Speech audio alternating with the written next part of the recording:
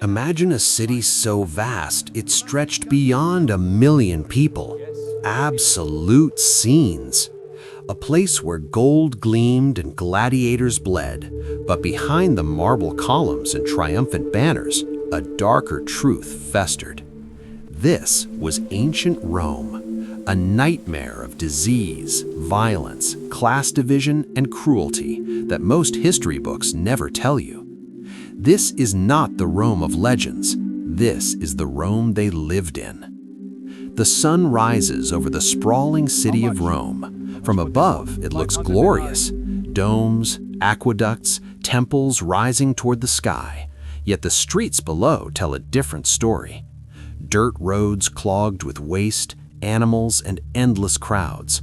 The smell of sewage carried by the Tiber River wind. The cries of merchants, beggars, and slaves blend into a cacophony of desperation. This was a city built on inequality, where the rich feasted in opulence and the poor clawed for scraps, where one man's palace stood meters away from another man's grave. On one side, villas of marble and gold, feasting halls with flowing wine and exotic foods brought from distant provinces. Citizens draped in luxurious silk, lounging in fountains served by dozens of staff. But cross a single street and you step into the world of the plebs. Crowded tenements, unstable roofs, rats tearing through trash. Water runoff mixed with excrement and garbage.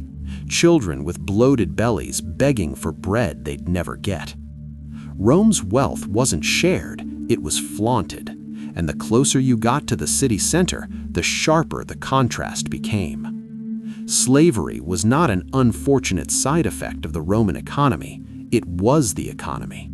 Conquered peoples, criminals, debtors, all were sold, bought, and traded like livestock. Slaves toiled in mines, fields, and quarries. Their lives were secondary to the profits made from them. Some worked on grand monuments, others dug in underground mines where dust choked lungs and hope disappeared. If you were born a slave, there was no freedom, only work, punishment, and maybe death. Rome boasted aqueducts, baths, and plumbing, engineering marvels of their time. But don't be fooled. Water was communal, dirty, and stagnant. No one bathed daily unless they were wealthy. Public toilets were shared holes over open sewers. Sponges on sticks were the only tools for sanitation, rinsed in filthy water for all to share. In the baths, the water was thick with oil, sweat, dirt, and disease, and there was no concept of clean, only less dirty than before. At night, Rome was prey to thieves and murderers. There were no streetlights, only torches flickering shadows across walls. The wealthy traveled with guards. The poor traveled at their own risk. Government forces weren't much better. Soldiers enforced laws with brutal force, beatings, floggings, even executions in the open square as public spectacle. Justice in Rome wasn't blind, it was theatrical. Crucifixions lined the roads outside the city, bodies swaying in the wind. The empire used public torture as a deterrent, and the crowds watched, cheering.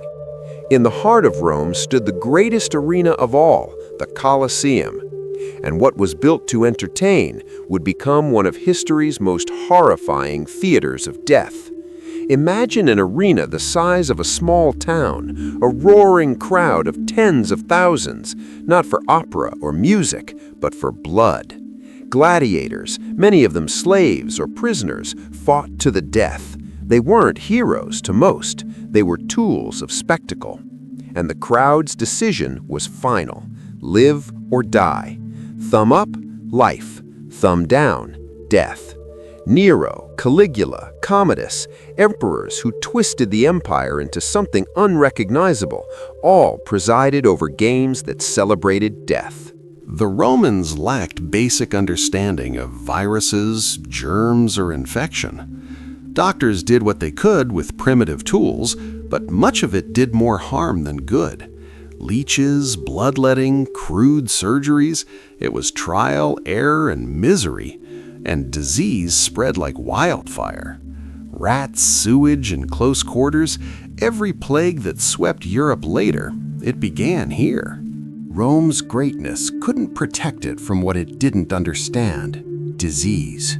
Fever, coughing, swollen glands, delirium. Entire families died in a matter of days.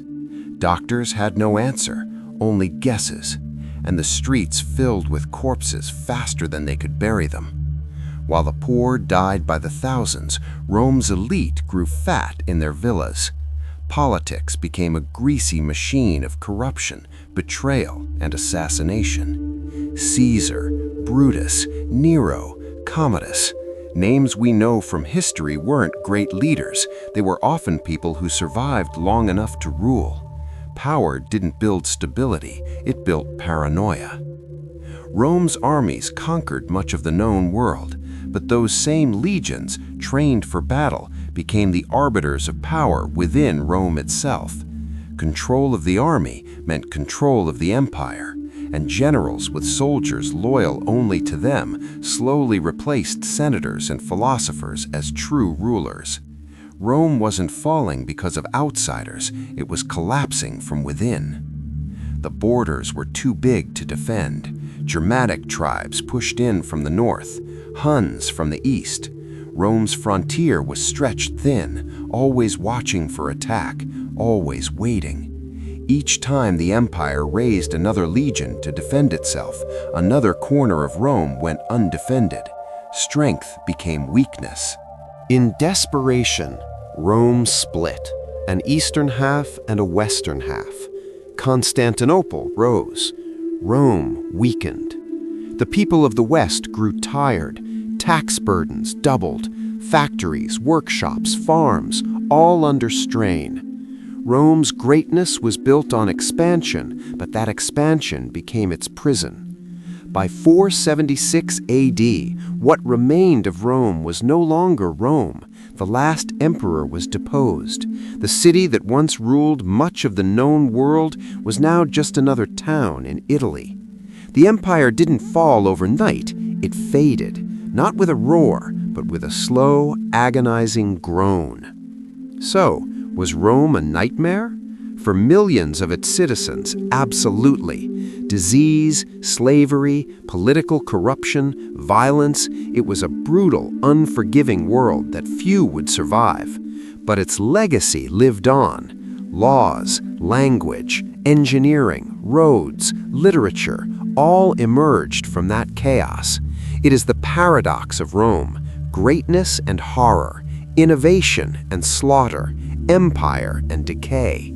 When we look at Rome today, we see ruins and triumph, but underneath the stones and columns are the shadows of the millions whose stories we never hear. This was not just a civilization, it was a world of nightmares, and it shaped ours. If you want more journeys into the hidden realities of history, where truth is stranger and darker than fiction, subscribe to Infinite Timelines and never miss a voyage through the past. Because history wasn't just written, it was lived.